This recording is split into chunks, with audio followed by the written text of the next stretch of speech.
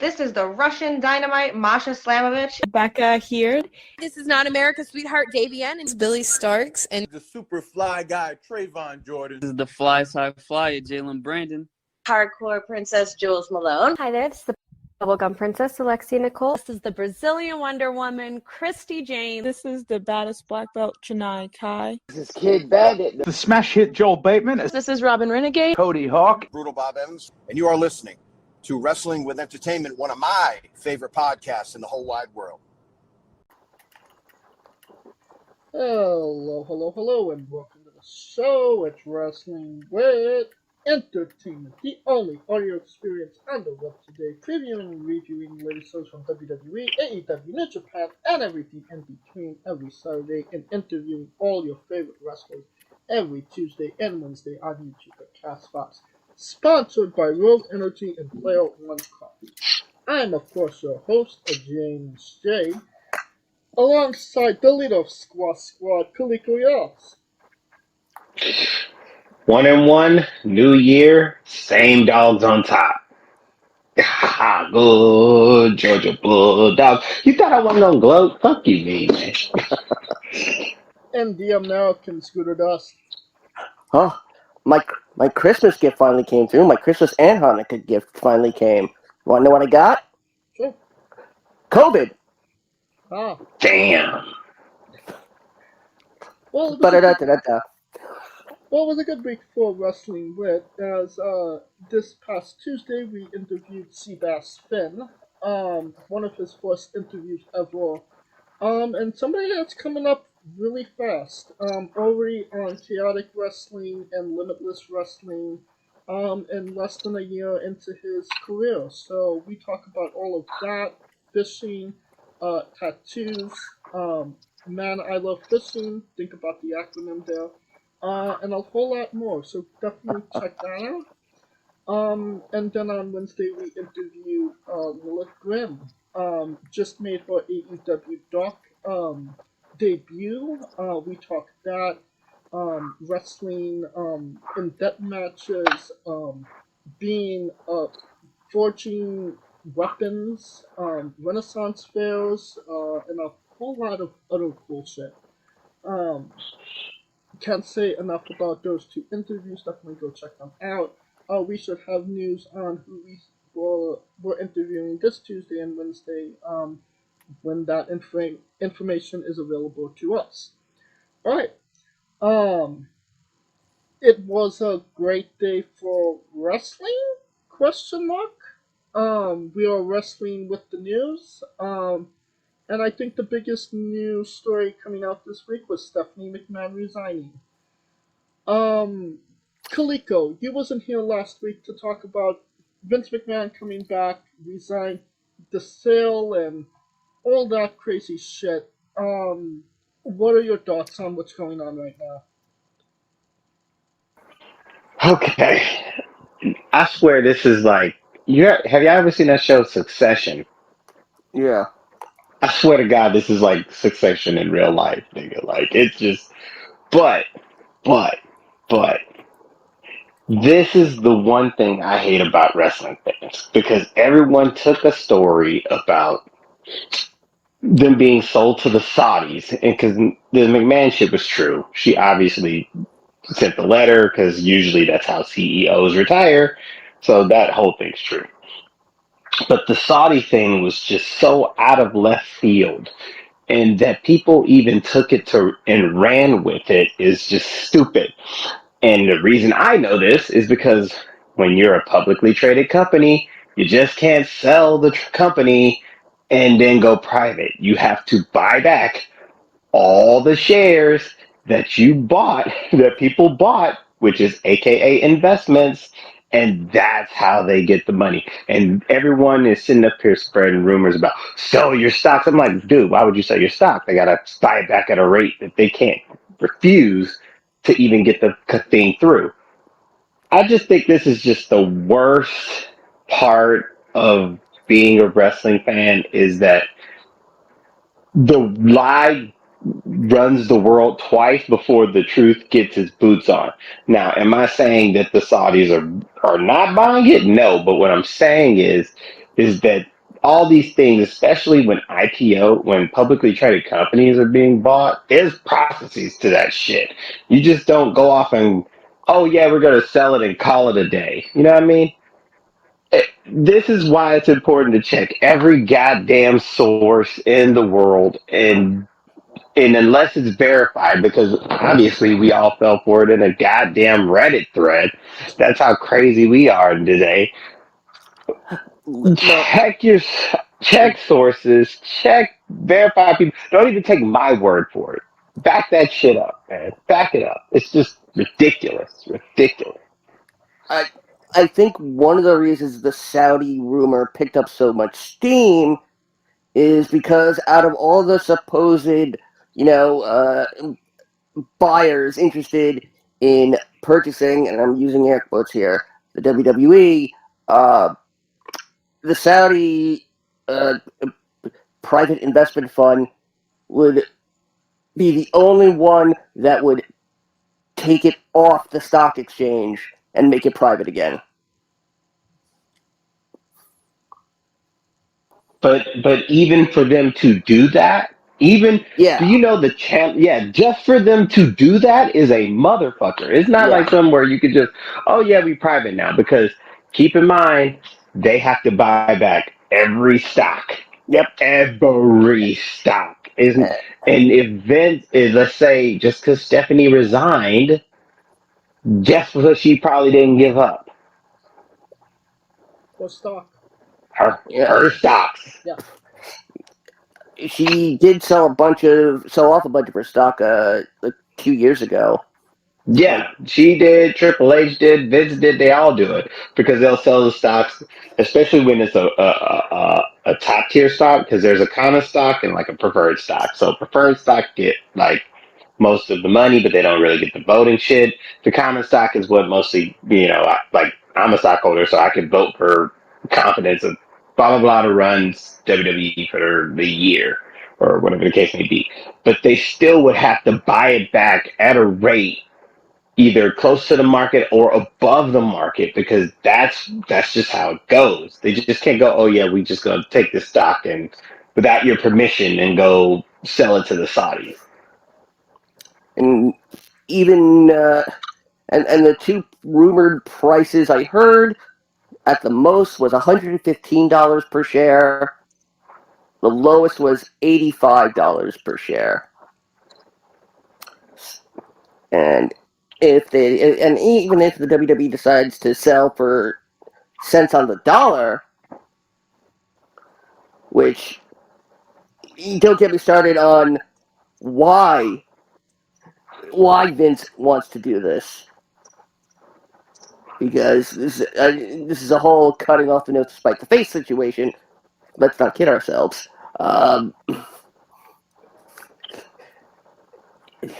Yeah. I mean, I did see Disney get added to the rumor mill. Yep, that's true. But what number do you think Vince McMahon is looking for here? Because obviously he wants billions of dollars for WWE. I believe the total number. One of the total numbers I saw was $8.5 billion, twice as much as Endeavor paid for the UFC. Do you think WWE is worth $8 billion? Yes. Yeah, considering that they have TV, you can sell TV rights, and not just in one country. You can sell it in multiple countries. That's the thing.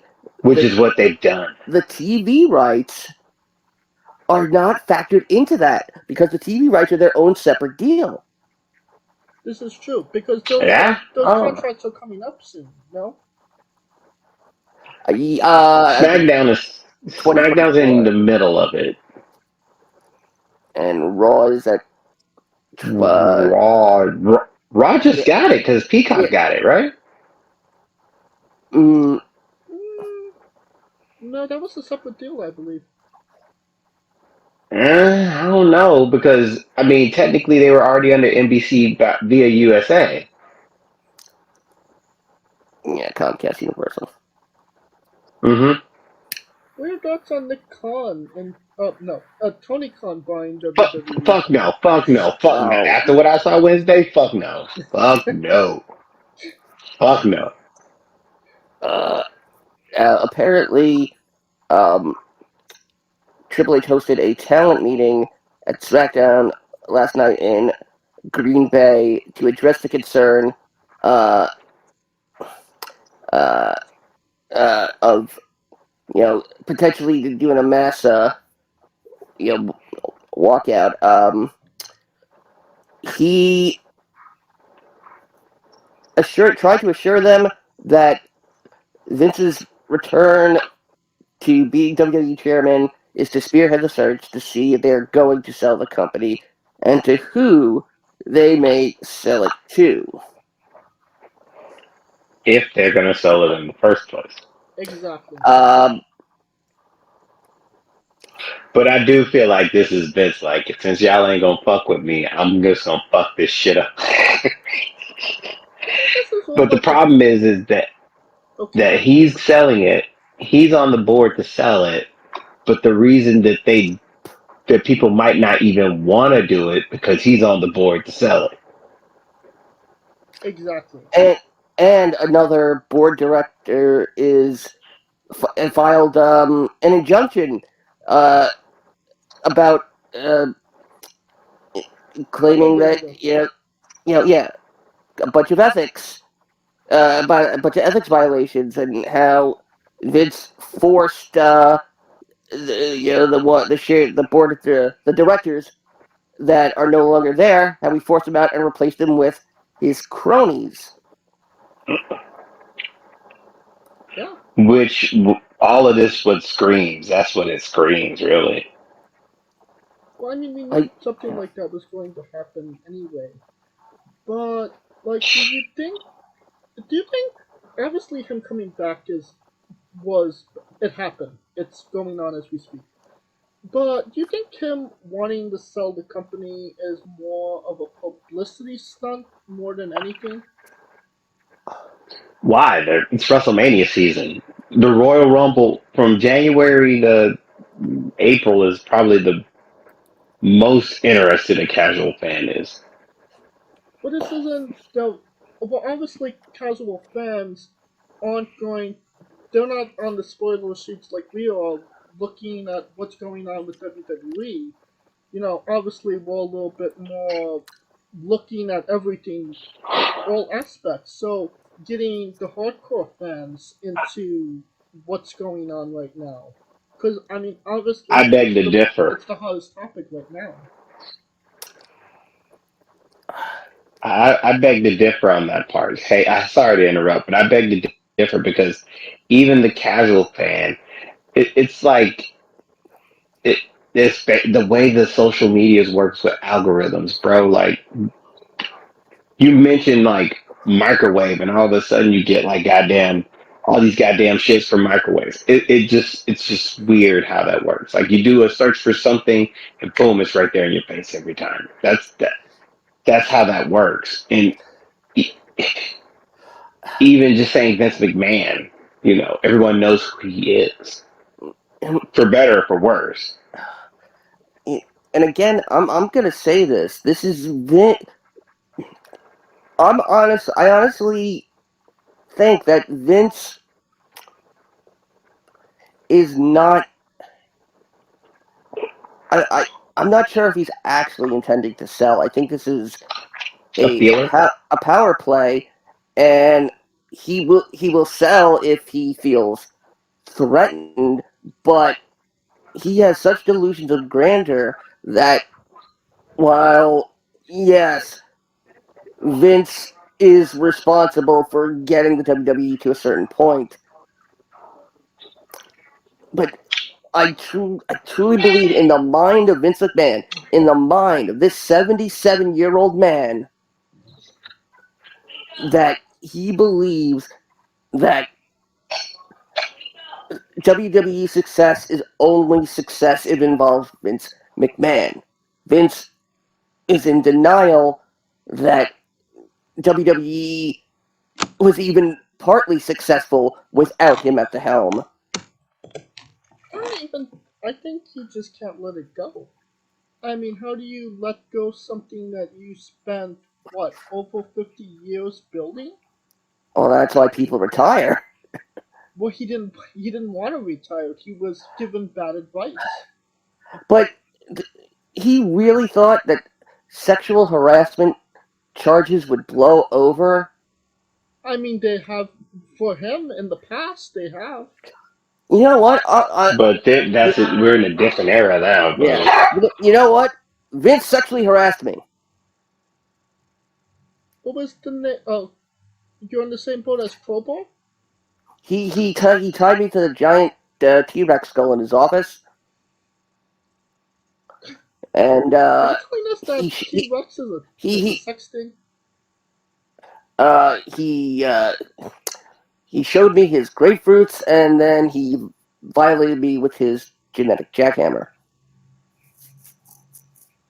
Sounds like you went through a Jurassic World. No, just my butthole.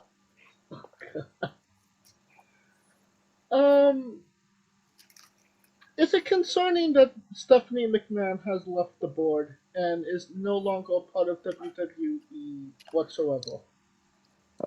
She had ankle surgery, so. I mean, I don't see her pulling a power play and coming back. She resigned.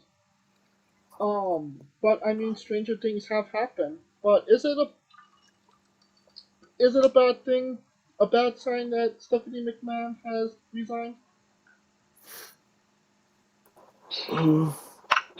And wrestling world, yes.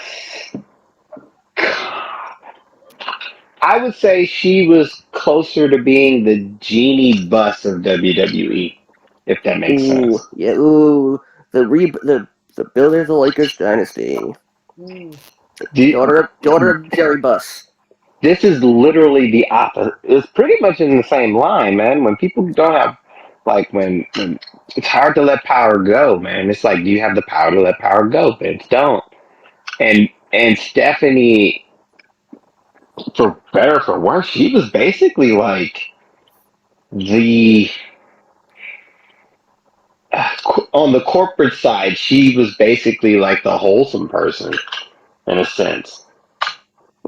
And they were trying to just get away from that. And now that he's back, that could have been in protest. And by the way, Jeannie Buss owns the building that you two were in on Wednesday. Oh, well, wait, the forum? Yep.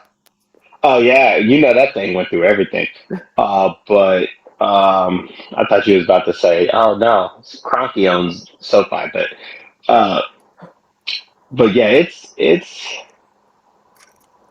for her to leave, it's a big deal. And then it's Nick Khan, which is a guy he brought in anyway. We just got to see where this new season of Succession goes. So, and obviously Triple H is still a part of creative. He has to be. Shit. He is apparently the final say-so in creative. How long do you think that's gonna last? About a cup of coffee. I just finished. Nah, it's gonna have to last forever because he's gonna have to be. Because you want to know why? Triple H is literally the last buffer between all of them. He is literally the only buffer that's going to be keeping this shit from going worse. Because even with the rumors, you already have superstars talking about they'll quit if Saudi money goes in. And I already know one person who will quit on the spot. And he's probably the most inclusive storyline ever.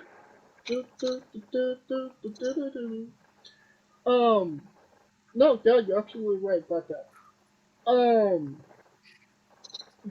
one thing that I don't think has been mentioned, but I think it should be, I mean, William Regal literally just came back, and it's kind of funny because, it's like you're coming home and then opening the door and seeing the guy that evicted you, standing right there, isn't it? It's almost like coming home and finding out that your parents got divorced without you. I've had that happen, by the way. Like, I came home, like, oh yeah, we got divorced. Like, what? Like, what the fuck? Plans with shit to sugar, and nobody talking to each other. It's all awkward, and you're the person, like, trying to decompress all this shit. Yeah, that's what it feels like for William Regal right now. Well, how do you feel that FTR is feeling right now? Because apparently they have taken a leave to rest up and reevaluate just life in wrestling at this point. Obviously the time off is well deserved. They killed it last year on 2022. But one of the things that they said was, as much as they loved being a part of AEW, they did feel like a lot of opportunities were missed. Um, and I agree with that. As much as I love the Acclaim, and they're the hottest thing going, character wise, FTR probably should have been in that position before the Acclaim was even as hot as they are right now. No? Scooter? Mm, yeah, I'd say so. What say you, Kaliko? My answer is it's complicated. And here's why. Because did they not have the feud with the Young Bucks? I mean, did they have a feud with the Young Bucks? I mean, it was one match. And then a throwaway match on a random Dynamite. But but they did have the belts, right? At one point, they Did had the they not? belts. Exactly. So I would say that they're right in one sense, but it was probably something beyond their control. And to be quite honest, yes, they fucking need this rest. They've been all over the fucking place. Like, Jesus Christ. And secondly, I think they probably maxed out as much as they could this year. Well, there's the fact that they, literally had a purge where they lost all their titles in a matter of a month. Yeah, because I mean, I think they knew they were going to take a time off, but I'm thinking, think about this. They've been everywhere, and yet in the wrestling world, they're considered like royalty, but in the casual eyes, it's not the same. And that and that's where I'm thinking. That's why I said they maxed out. Because when everyone knows your name in the wrestling world, and you know you're not going back to the E, that you've basically done everything you needed to do. So, are you saying you want to go? You want to go where everybody knows your name? That they're gonna have to. Even Cody had to go home. All right, we're going to Cheers, boys. Oh, I was thinking Chili's, but anyway, fucking margaritas be off the chain. The Bell President did they? Well, now, this is just me going off of memory. The tag team champions in AEW, when we brought in the year, was Jurassic Express. From Jurassic Express, it went to Keith Lee and Swerve Scott, and then from Swerve Scott and Keith Lee went to the Acclaim. Mm-hmm. the from Jungle Boy to from Jurassic Express to Swerve in Our Glory, there was no position or spot for FTR to get a run in there. And did Swerve in Our Glory really need the titles to begin with? Honestly, FTR wouldn't have mattered if FTR got the belts unless they got the belts from the Young Bucks. The same way that it wouldn't have mattered if the Briscoes had won the belts if they hadn't won it from FTR. Because it doesn't matter if you get the title.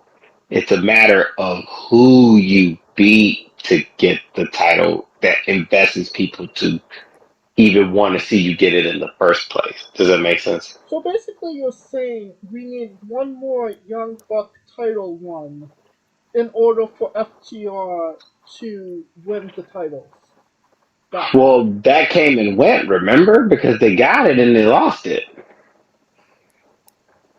Yeah, they lost them to Jurassic Express, right? Mm-hmm. Yeah.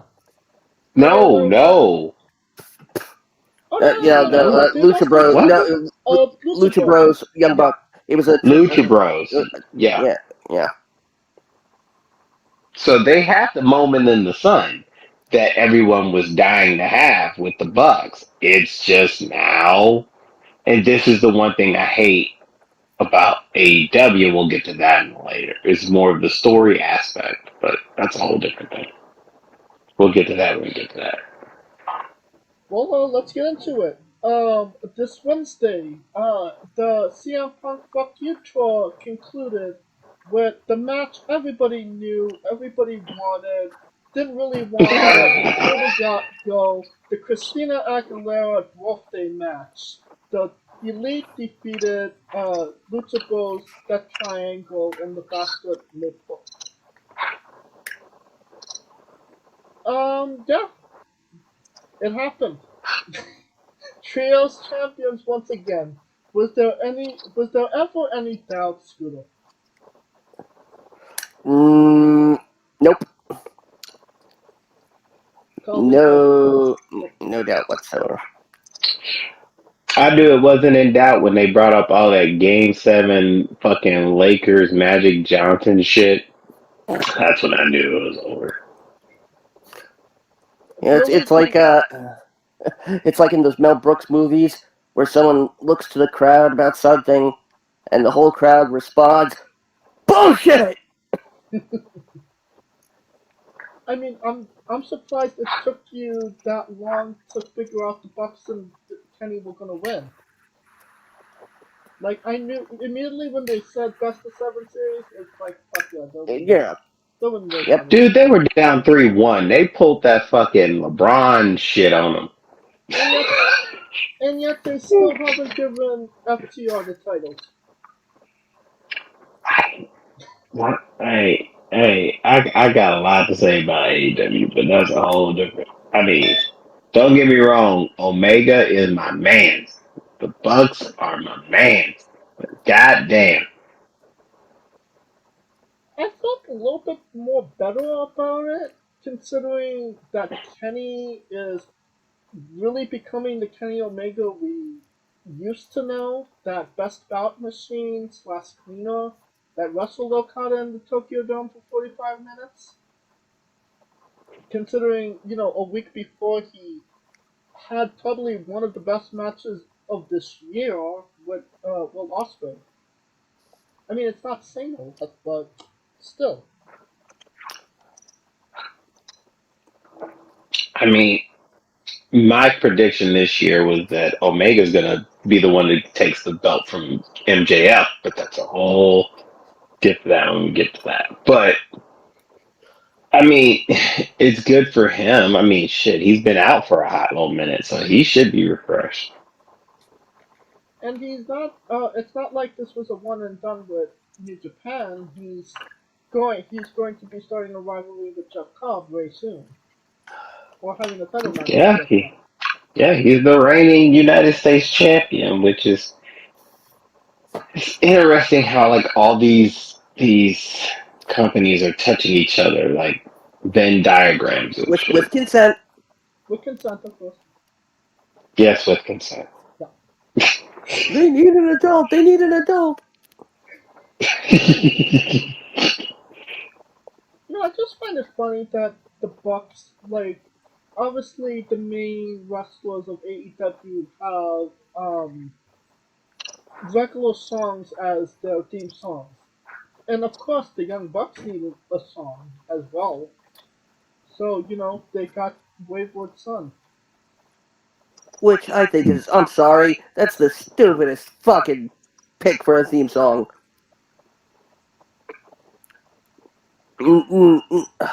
That's just ridiculous. Now, who imagines themselves coming out to Kansas? I mean, at least the final countdown was relevant.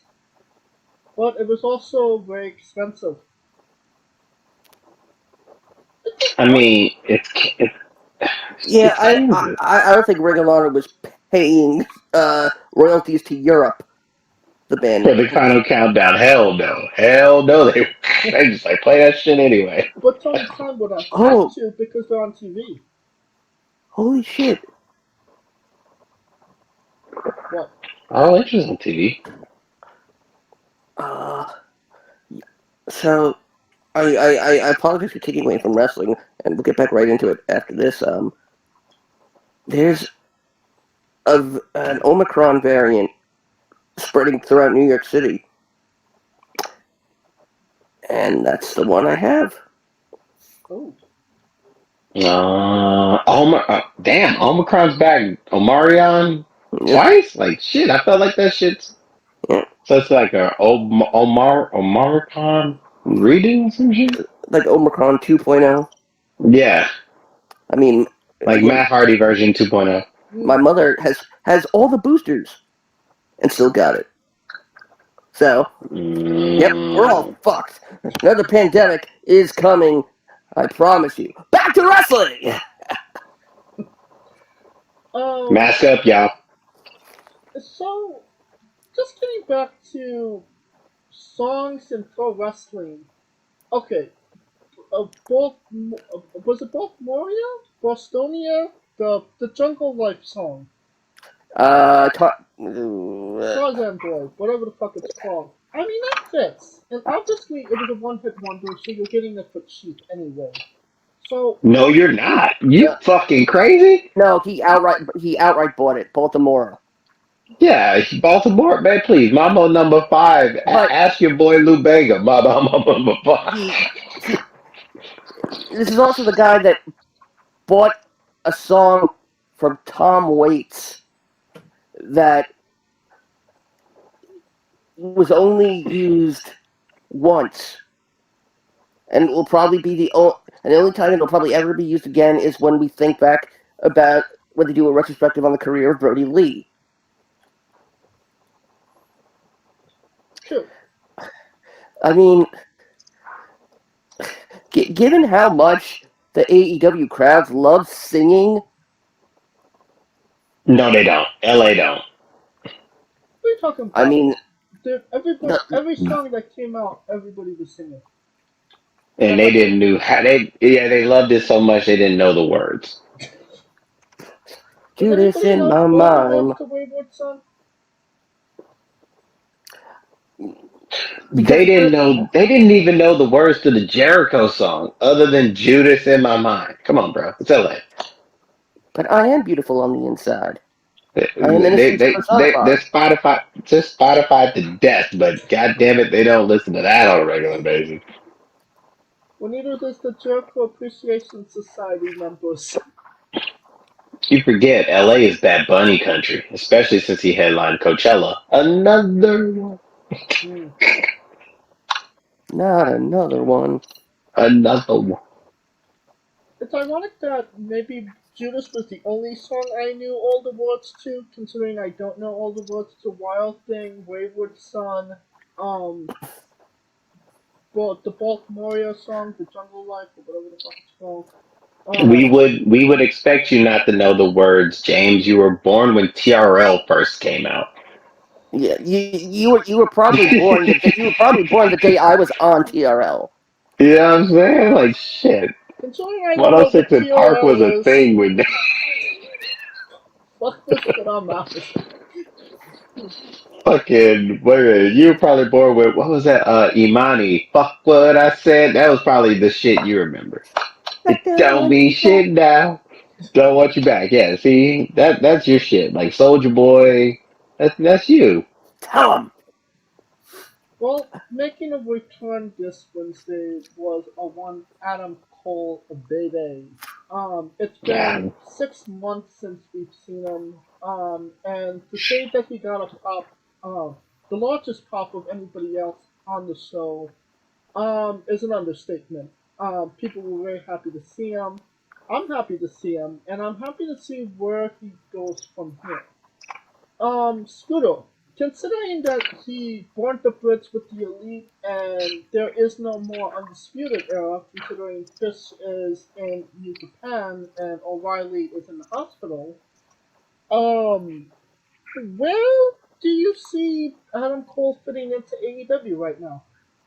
By the way, you got to check out the shows that the hospital puts on. It's one of the upcoming promotions.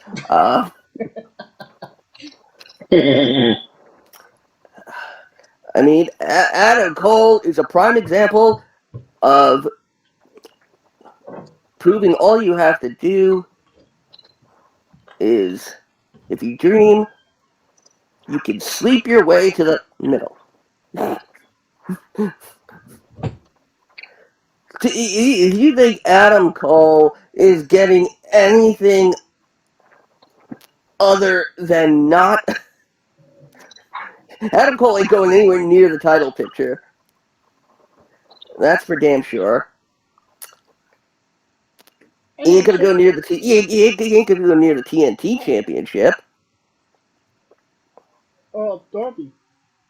Yeah. Cole is in his own proverbial limbo.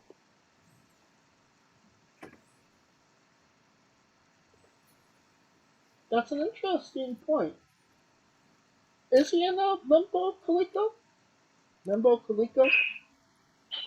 Limbo Calico. Hey, Mambo. Anyways, Limbo Kaliko. when he said he was back, that's all I could think of because I'm thinking he's gonna have to either A, work his way up to the title, and this is the problem I have with AEW. It's just like, where is he? Because he made it sound like he's going to be the champion. The problem is that that is how he's going to get there. Well, maybe. Because Sorry, continue. Because it could be one of those things, because remember when they first started, they said rankings matter. So maybe they hot shot him up the rankings with a couple of string of wins, but I don't see that happening. It's almost like he's going to be like, how when Bray Wyatt was like the gatekeeper to the title for a while?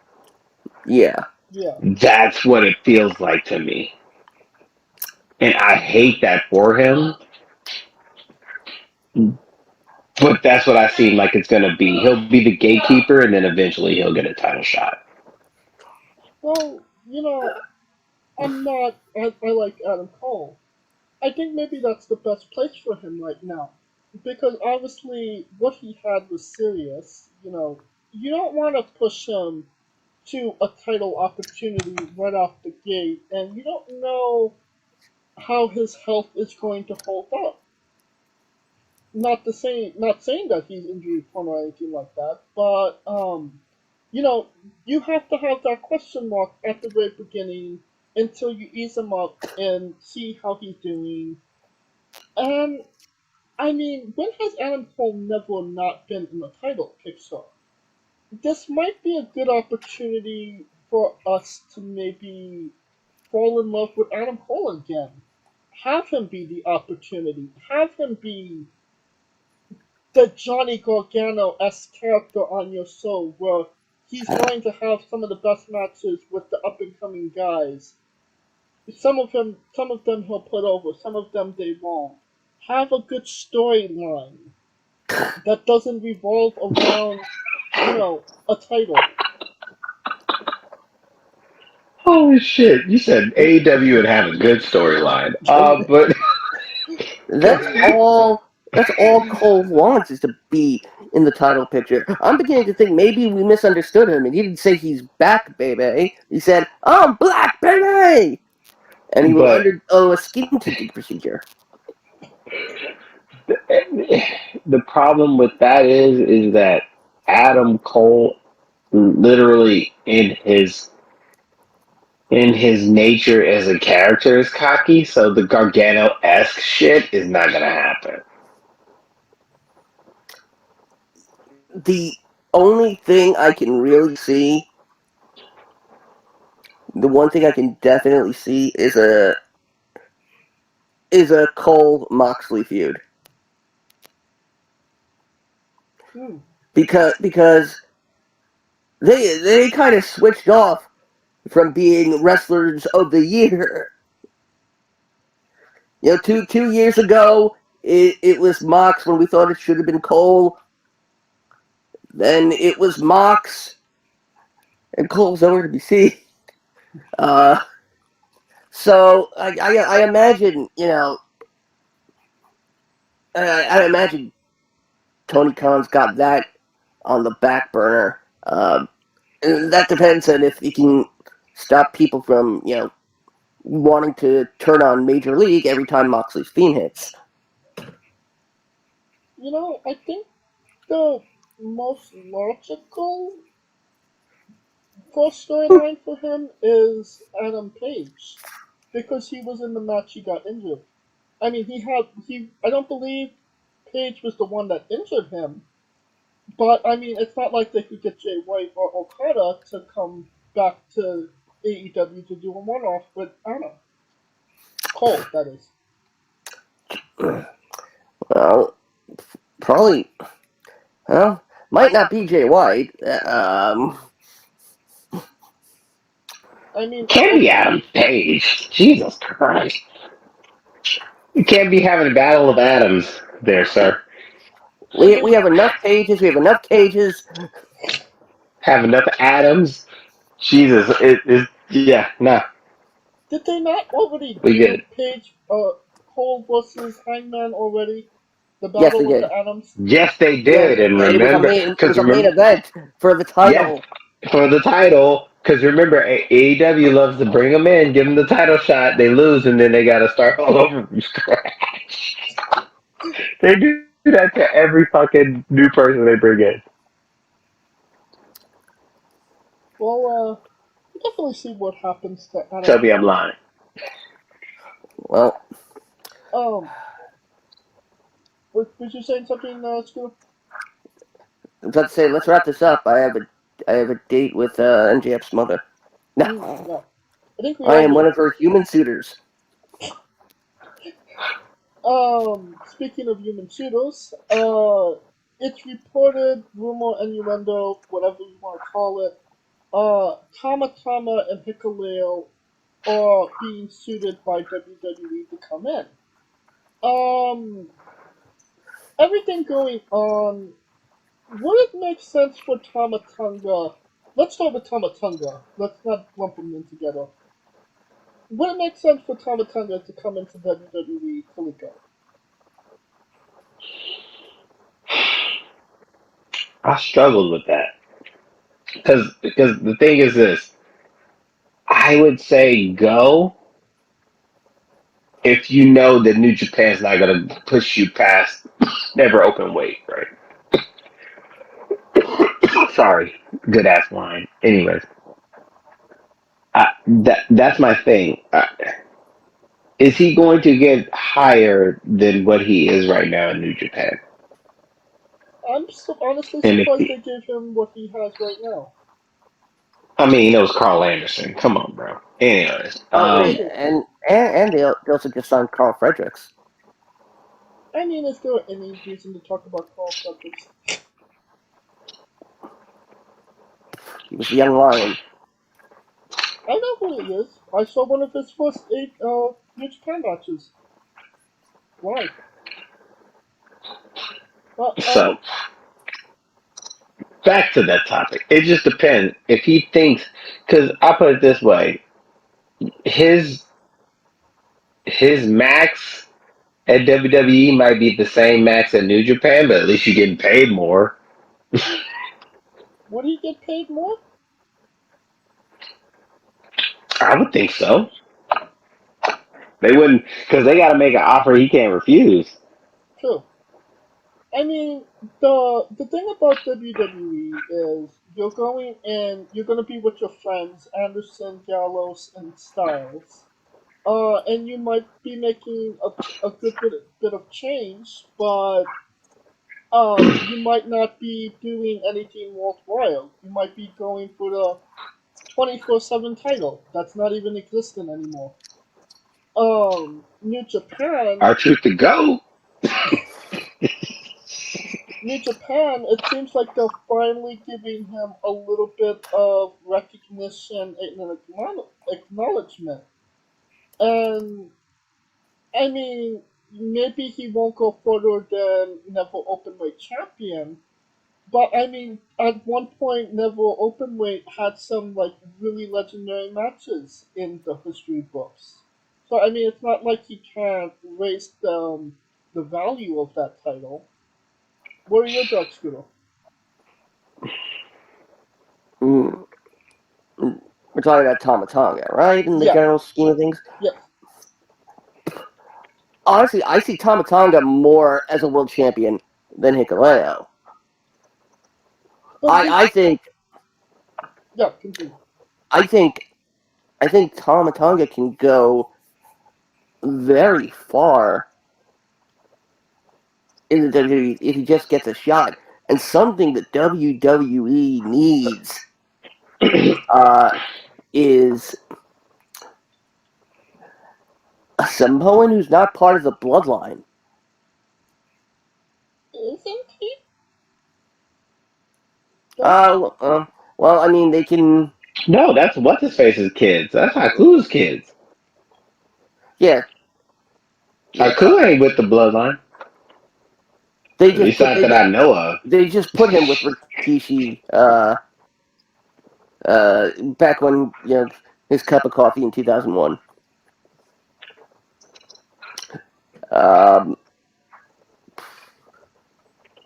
But does age factor in at all? Because I do believe Tama's in his 40s.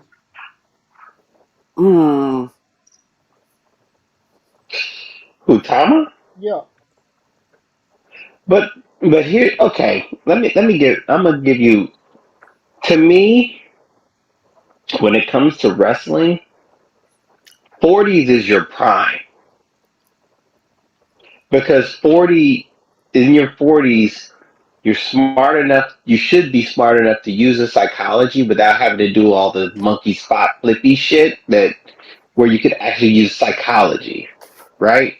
Right. You should be able to mix the athleticism with the psychology. In your younger years, you're just using all the spotty flippy shit until you actually gain that knowledge of the psychology of it all. I.e. Randy Orton. Right. But, I mean, and yes. But starting from a completely new company like WWE, while, yeah, Tama Tonga is a fantastic wrestler, he's not exactly AJ Styles either. Would they give him that push right away to a main event title opportunity guy?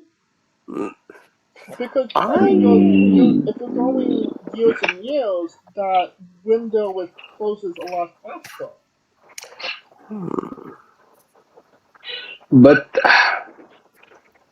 But the thing is, even when AJ got in, it took him 5 months to get there? 9 months. Yeah, no. 9? He got there in January. He got the title in August. He caught it at September. Backlash. And I believe September-ish. Backlash election Day, so November. No, it wasn't election No, day. no, September. Yeah, September. Yeah, September. But even with AJ, he was in the title picture for like 4 of those 9 months. Yeah. Yeah. That's possible. Number one contenders match, because if they're planning on splitting the title, they got to have more contenders. And I don't think we've ever got a Tamatonga Cody Rhodes rivalry. I don't think they would do that. There's somebody in mind that I would probably put with Tamatonga, given that this person is in the literally the twilight of their career, and that's Edge. Ooh. Why would that? Why Edge? Because we know Edge wants to wind down for good this time. Yeah. And why not make Edge's last match somebody's first match? Wow. So, like a WrestleMania Edge versus Tamatonga, his last match, closed the door with a loss to Tama. Yeah, maybe a loss.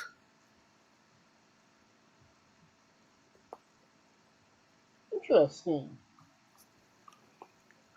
And I mean, if you're beating Edge in your first match, retiring him essentially, you would have to see him as somewhat of a big deal, I suppose. Yeah, but then again, we saw how great it worked for Alberto Del Rio. And Baron Corbin. When did Baron Corbin beat Edge? No, Baron Corbin retired Angle, remember? Oh, yeah. Yeah, that was like a 5-minute. That doesn't count.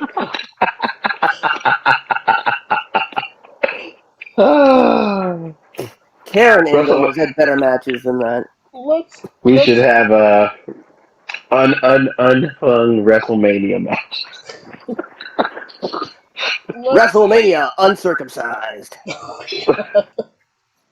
I think you're talking about Oy Vey Mania. Let's turn WrestleMania 14. Let's turn the page. The little big brother Hikuleo. I mean, honestly, he's just starting his career. The potential is limitless. Do you go with someplace like New Japan where, I mean, obviously there's a ceiling for gaijins. There's no debating that.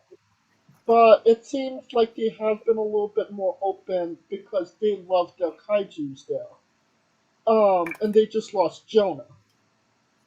Or do you go to WWE? Obviously, you're more greener than some, but a little bit more experienced than others. Not really sure where he would fit. Where would he fit in a WWE or New Japan? Kaliko.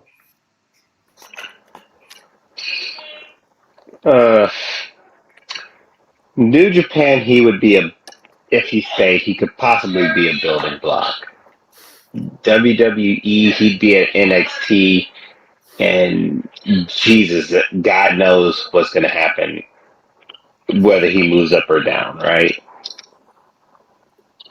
So I would say he should stay just to build his name up. Because the thing when you're going from New Japan to WWE, the one thing that most of those wrestlers had when they got there was leverage.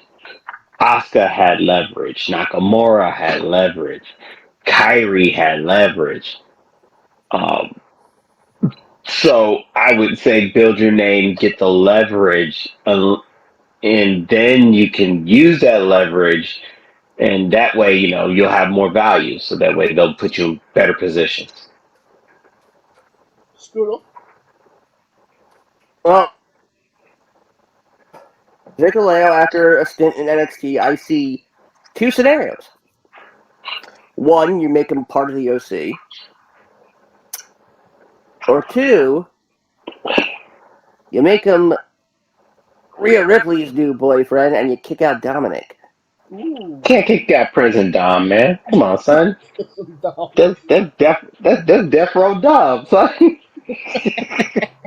He got the tattoo and everything. You know what I'm saying? Death row Dom. Don't do him like that. Well, Come on, son. that brings us to another batch of possible returns. Matt Cardona and Chelsea Green. I could see where Chelsea Green could be a good part of WWE, add some value to it.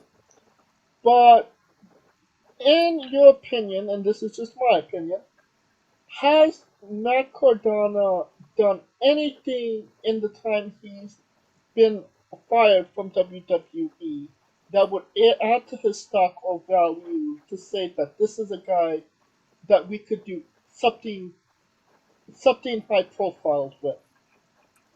Scooter? Oh, if you want to... No, Kaliko could go first. Okay. Oh no, I want him to go because I was about to say he did something more than he put himself in a place of value where he could actually keep the IC title for more than one day.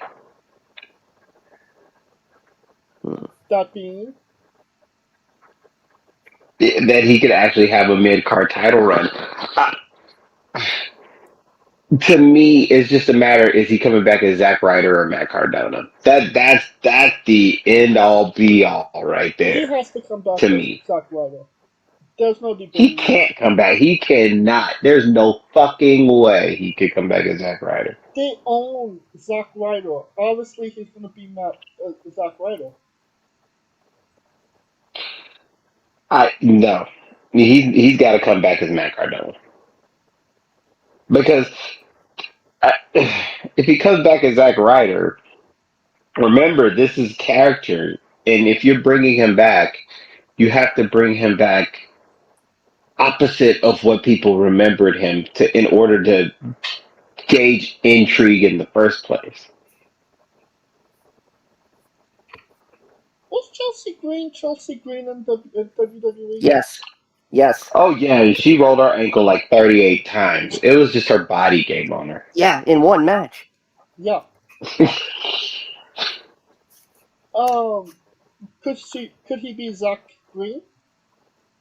No. Fuck no. I mean, You remember Mike Zach Kanellis? Zach Kanellis. Mike Kanellis, anyone? Yeah. I could make the argument that his personal demon got in the way of that working. But can you hear me? Maybe. Yep. Okay. So I don't know if Zack Ryder brings any value to WWE. As a heel, there's maybe a possibility. As a face, no fucking way. I don't see where WWE would even consider bringing him back. But do you have a difference in opinion, Scooter? Well, every time I heard that his return was inevitable, it never happened. So, I mean, I think you have to have him show up as Zack Ryder only to condemn the gimmick and kind of evolve into Matt Cardona on WWE television.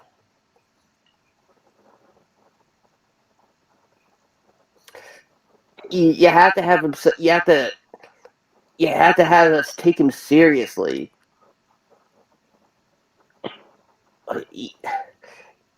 He Zack Ryder, as much as I love the guy, as much as he is my homeboy,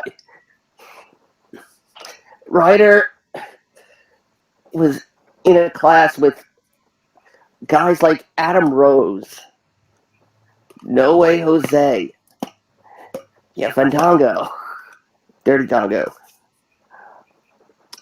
The fans love to, follow along with, but couldn't get higher than lower mid card. Yeah. Yep. And remember what I said when they changed our boy Mr. what the hell? He's a US champion now. Austin Theory. Yeah. If you're gonna change him, you have to change it to where people take it serious. You can't half-ass it. Whole ass everything, Ron Swanson. See, what I would do something like this. Okay, he's coming back. You announce that he's coming back, and you're gonna do an interview. That's where he's gonna come back, and they're gonna present him with a custom-made figure. And you make sure whoever's interviewing him is male.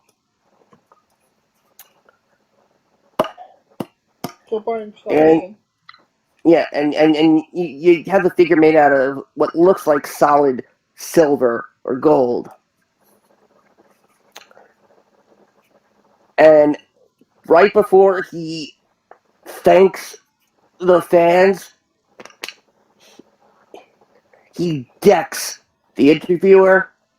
He goes and gets a trash can, a lighter, and a bottle of kerosene from underneath the ring,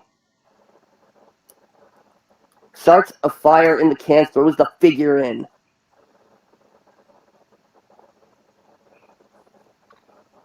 And he goes insane. What I was thinking was maybe start with an interview segment, like you said, but have Sami Zayn come out and say, you need to respect the head of the table. You need to fall in line. You need to be, where's the head of, fall in line, Uso, whatever, acknowledge Roman Reigns. There you go. Acknowledge Roman Reigns. And then that be your first rivalry, Zack Ryder versus Sami Zayn, where Zack Ryder antagonizes Sami Zayn. We're not going to cheer Zack Ryder over Sami Zayn at this point. The guy's over like Rover. So who says we want to cheer Zack Ryder though? No, we're not going to be cheering Zack Ryder. We're making Zack Ryder the heel. We're making him this low-down, dirty heel that's antagonizing Sami Zayn. Is this a battle for the head of the kiddie table? I mean, yeah. The head of the Chuck E. Cheese table. Nah, Matt Cardona's got to come and fuck somebody up with significance. I'll tell you this. I won't take Matt Cardona seriously unless he goes and fucks up Bobby Lashley. Zack Ryder. I swear to God, I will not take Zack Ryder seriously until he goes in and fucks up Bobby Lashley. Because that's when you'll go, oh shit. I want Zack Ryder to destroy his Kamala figure. His $10,000 Kamala figure. His own Funko Pop or some shit. He get $10,000 for a fucking Kamala figure? No. The Miz bought it for him. The fuck? There was an episode of Miz and Mrs. where where Ryder Cardona and Myers wanted Miz on their podcast. And they got to talking about action figures, wrestling figures. And they got to talking about Kamala. the LJN, or rather the late '80s, early '90s with the springs and stuff. Yeah, I know. So close to the real thing. It's like being in the ring. Because there were different there was a different version of Kamala. Kamala is probably the rarest figure out there. And Miz wanted to get it for him. And it's the one that's got, it's not the pattern that we were used to seeing him. It was, it was something else. It was a different pattern. It's a painted thing that we never saw. The Chase variant. Yeah. And so, after Miz buys uh-oh.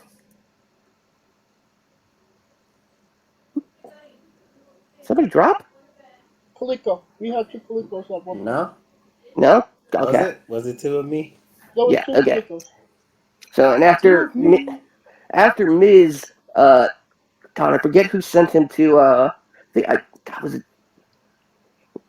was it Zach that sent him to a guy that sells the figures out of his truck? And he's like, okay, do you have, first of all, he sees Maurice first. And he goes, how much is my wife's figure? Says $75. Wow. He goes, all right, and how much is my figure? $15. That's about right. And then he brings out 2 Kamalas. One. No. He brings it. He buys the Kamala, and it's mint in package. And then he has another one made that's mint. That's supposed to look like it. So Miz is going to present it to him, on the podcast. Ryder was trying to buy it, but he says somebody else bought it before I could. Miz comes out to his music. He's got the Kamala figure in his hand. He gives it to Zach, who's like almost breaking down in tears at this point. And then what does the Miz do? He slaps it out of his hand and he starts stomping on it. And everybody in attendance, they were doing this at, I think it's some convention in Ohio or LA, I don't know. And Ryder's almost breaking down to tears. Miz leaves, and they try to go on with the show. Miz's music starts up again. He comes back out, and he's got the real Kamala figure, and he gives it to Ryder. Yeah. He also bought Maurice's figure and his figure. In fact, Miz was trying to overpay for his own figure. The guy in the truck was like, "No, that's okay." Well, considering that we were talking about Chelsea Green and Zack Ryder in a pair and have barely talked anything about Chelsea Green, just to show you what value she might hold in WWE. And the way we'll end this segment is hashtag Major Pod Cheated. Alright, and well, hold on. One last joke. I mean, if you have him come back as Zack Ryder, you could have Chelsea Green as Zack Ryder. I could see how Thank you. work in AEW, but Thank you. I'll be here all week. At Camp Lejeune. Did you drink your water from Camp Lejeune? It's delicious and salty. There's a joke there, but I'm not going to say it. Alright, so, unless anybody has any other piece of news, I have one piece of news left, and that is Jay White might be leaving New Japan as well. With Hikuleo and Jay White will be having a loser-lose Japan match. Apparently, Jay White doesn't want to live in. Well, I don't think he has lived in Japan, but he doesn't want to come back to Japan anymore. He's looking to stay stateside. And when his contract with New Japan comes up, I highly doubt that New Japan is even gonna go for a new contract with him if he's not gonna bring his ass to Japan. So, where does Jay White go? Kaliko.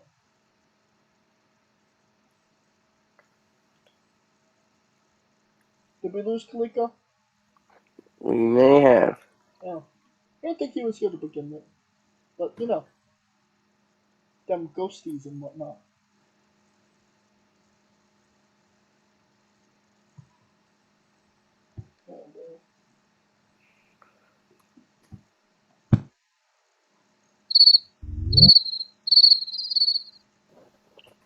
I'm seeing double. 4 Kalikos. That's what I'm trying to figure that out. Like, it went from. I literally heard y'all talking shit about me, son. I don't appreciate that, B. Stop playing with me. Gotta be James. stop playing with me. Stop playing with me. I only talk to people's face when they're muted. Oh Lord. Anywho's, you asked if where would he go? I said Impact, but because I straight up because honestly, it's like J, Jay White has this thing where either people really, really, really, really, really are into his shit, and that's a casual fan, and or not a casual fan, a hardcore fan, or there's people that really, really, really don't give a fuck, and they're still hardcore fans. So it's just like other. And I would AEW maybe, but the thing is like his best work was literally being the leader of the Bullet Club. Honestly, I would say he stays, but because he's not gonna get no bigger than being the best gaijin in New Japan. Do you think New Japan actually appreciates him? Here's the problem with Gaijins in New Japan because they travel and they are stateside and they don't really immerse. The only Gaijin they actually give a fuck about is Kenny Omega. Why? Because Kenny Omega put himself in the culture, and that's the biggest difference. Japan the culture of Japan is more or less they could tell when you're genuinely there for them versus there for the money. You know how many motherfuckers have been there and you could tell, you know what I mean? What?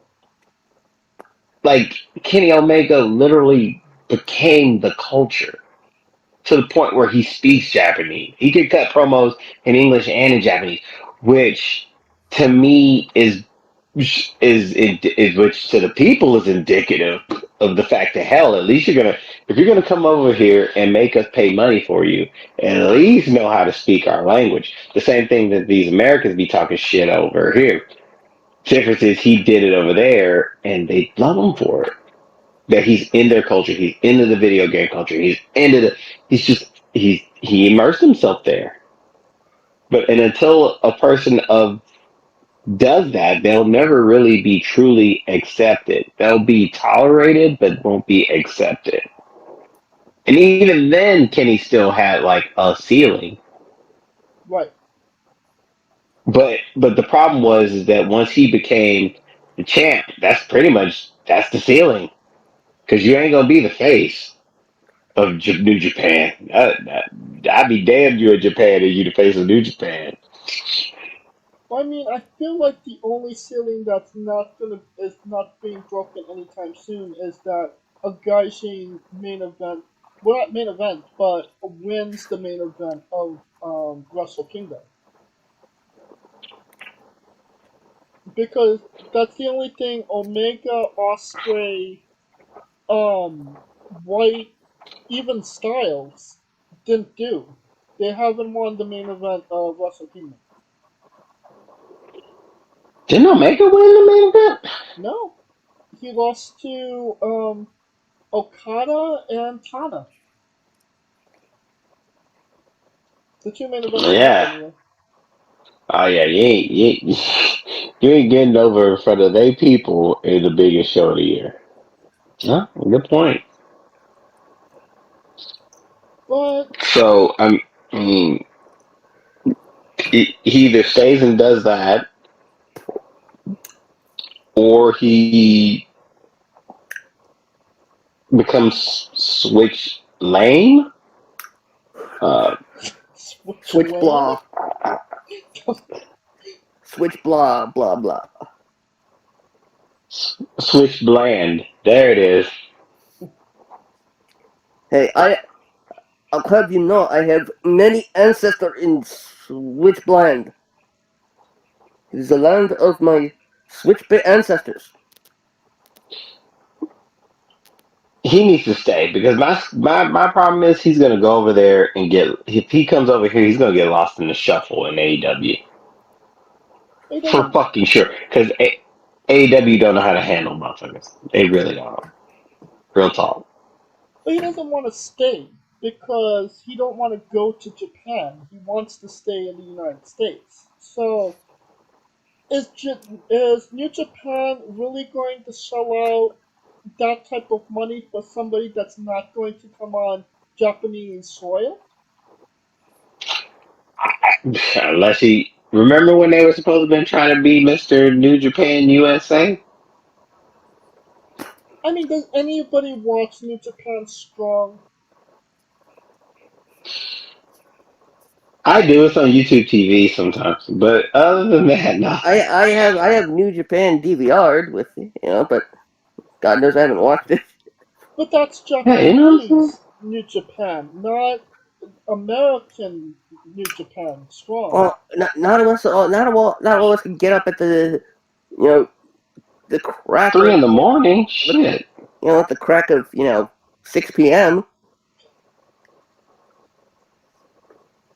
Yeah, because getting up at 6 p.m. is a real stress. I need my beauty sleep. God knows you need it. Your mother. Sure. If he's in America, the only place I see him being the value of a pro wrestler that he thinks he is WWE. Because AEW is not going to give him that. They're not going to value him. New Japan, Impact I don't think that they have the money, and it's not as high profile as it's basically wrestling purgatory at this point. They're there, but nobody sees them. I mean, NWA? Could they do something with Jay White? Boy, if you don't get your ass on with that NWA shit. They could do NWP. Well, I mean, they're obviously looking for a hit because, nobody's watching at this point. I just no. No. He's just to me, New Japan is his best bet. What say you, Scooter? Where would Jay White be the best? I have to say Impact. Impact probably would be the best place for him. I mean, unless you take Tomatonga and Hikuleo and make a team of them, and have Jay White and then feud with the OC.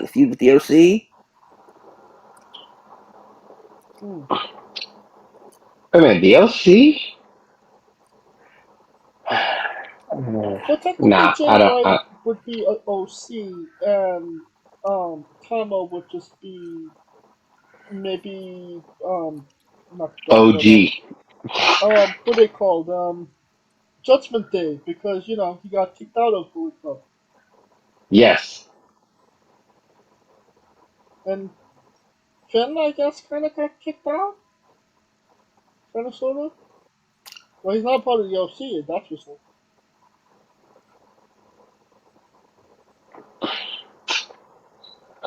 It's just weird because he has value, but the problem is where his value doesn't fit anywhere. Like I said, I think WWE would be the biggest, would have the most value for him because he can talk on that mic, and he is a good wrestler. Maybe not New Japan strong style good, but WWE safe tell a story, quality. That's kind of where he strives. So I think if New Japan isn't going to bring him back to Japan, which he doesn't want,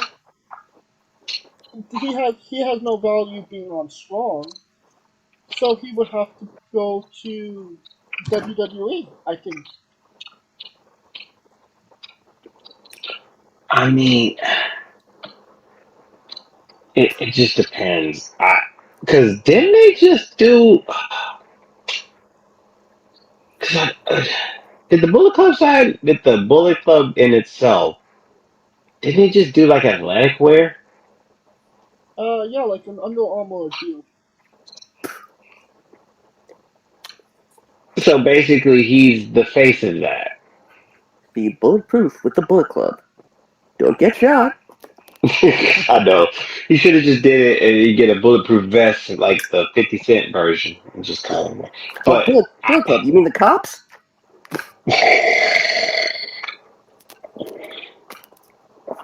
that hangs in the balance too because that's an endorsement deal. But it's with the brand Bullet Club, not necessarily Jay White. But don't they all get cut to that shit? No. I have no idea. They have to.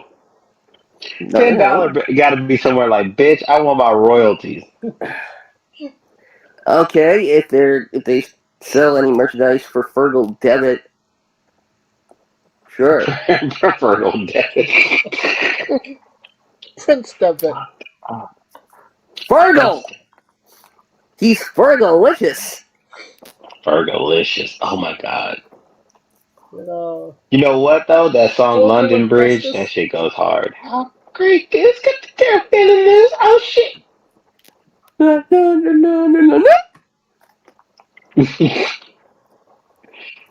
anybody see that Stone Cold was walking in the drive-thru? I think he was just looking for Booker T again. Yeah, because Booker T gets PTSD every time he goes to the store and gets milk. Did you want fries with that? Tell me you didn't just say that. I want to shucky ducky quack quack size it. Well, he did just steal Wade Barrett's job at NXT, so. I don't know. I don't think he stole it more so that it was given Wade was to him. promoted. The book was demoted. Oh no, did you not hear what Booker T said about being on NXT? Oh god, he made some crack at Barrett's expense. Yeah, basically he said that he was only supposed to be there till December, but now he's staying that job. Barrett, you want it? I took your job. You just stay where your ass is. I'm the commentary for NXT now. You don't. It's my job. I took it. Just paraphrasing here, but that was A Booker T vs. Wade Barrett feud in 2023. Well, he wants revenge for getting beat up by the Nexus back in 2010. God, we're almost at 30. We're at 30 years of Booker T. Oh my god, that's gonna happen. 30 years, Booker T. Yep. Oh my god, we're old. I mean, I heard Nuck If You Buck 20, and I was like, damn, that song is 20. I'm old as shit.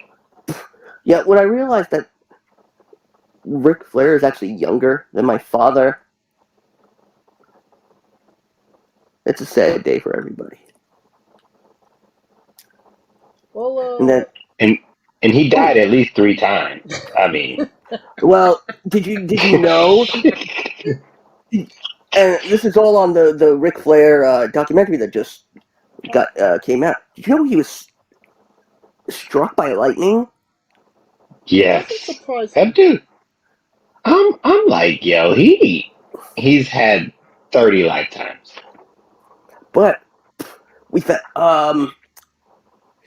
out what his real name was. You mean it's not Ric Flair?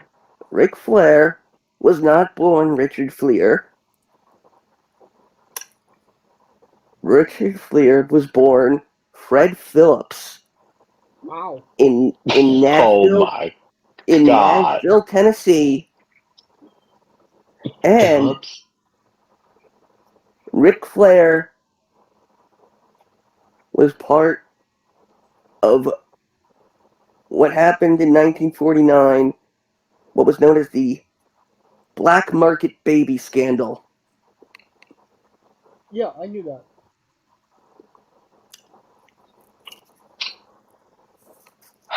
But then again, we're at this point where the 40s are like the Stone Age now.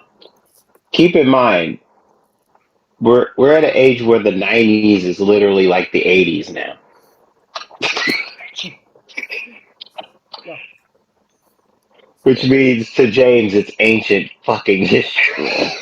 To James, the 90s is like World War One. I was born in the 90s.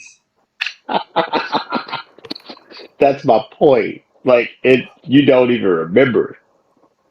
I remember the 90s. Remember the 90s? So you remember all that? And a bag of chips. The what chips? And a bag of chips. Yep. No, all that. Lord, here comes the bus. The show, Keenan and Kel. Did you see SNL with Keke Palmer? No, I did not. And there was a sketch how Keke Palmer wanted to pitch a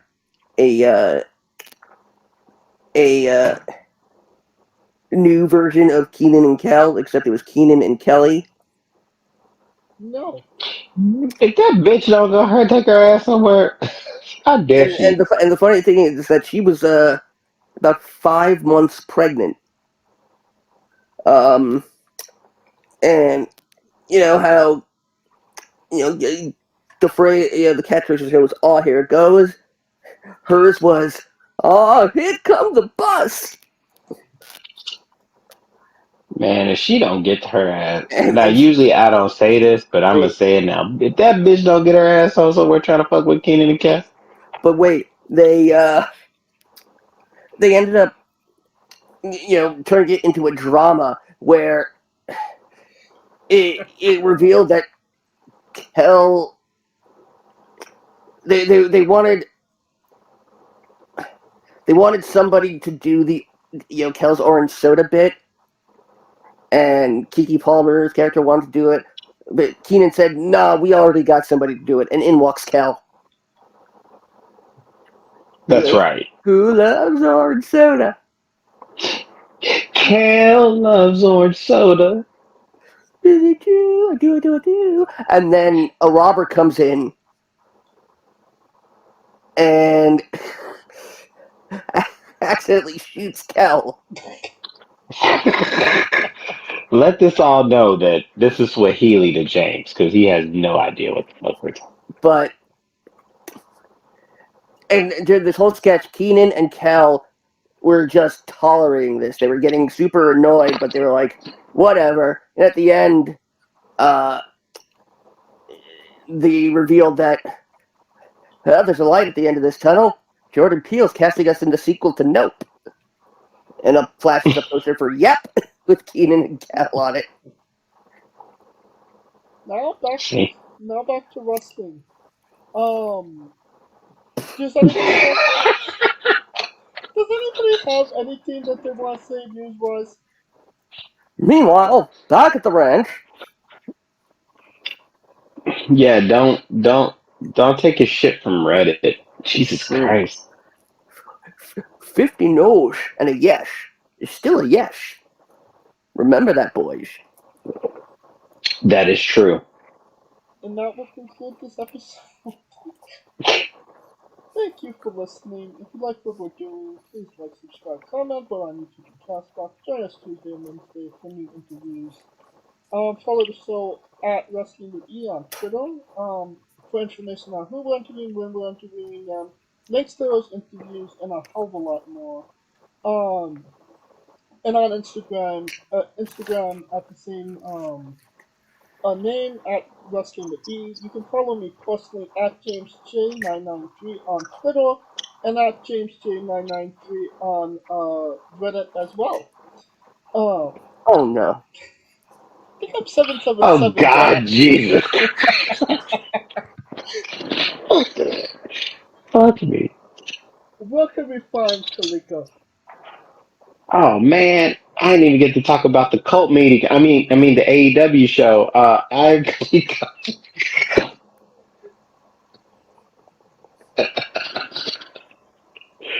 Oh, they could probably be an I am Kaliko.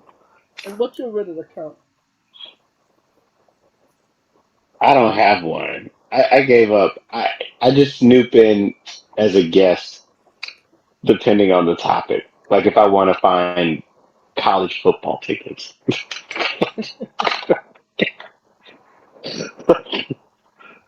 And where can we find Scooter? As always, you can find me as Mitch Burnenhell and on Twitter at ScooterDust. And find me, James and Ryan. Hopefully, if 2/3 of us haven't died of COVID by the time we get to the Royal Rumble for what is going to be the last remix as of this moment. Oh God. Royal Rumble, premium audio companion experience for all your alternate commentary, and premium. Oh God, I can't. A premium audio companion experience for all your alternate commentary needs for WWE Premium live events, January 28th, live on YouTube. And of course, revel in the finale of my Dungeons and Dragons antics as the campaign of Cordicus Tarkin comes to an end. Or rather, I should, never mind. We're taping the final episode this week. Episode 5 airs. New episodes air Saturdays on Twitch, next day on YouTube, twitch.tv/Smoking Dragons. I can't even speak anymore. And where can we find you on Reddit? You can find me on Reddit at none of your goddamn business. Is there spaces? Is it all in caps? Well, you can find me. You can find me as the moderator of Octogenarians Gone Wild. Okay. And of course, the remix is not going to be after the Royal Rumble because WWE won't be a thing after that. So. Yeah. Yeah, that's the real reason. It will just be W. Yeah. By the time we're done.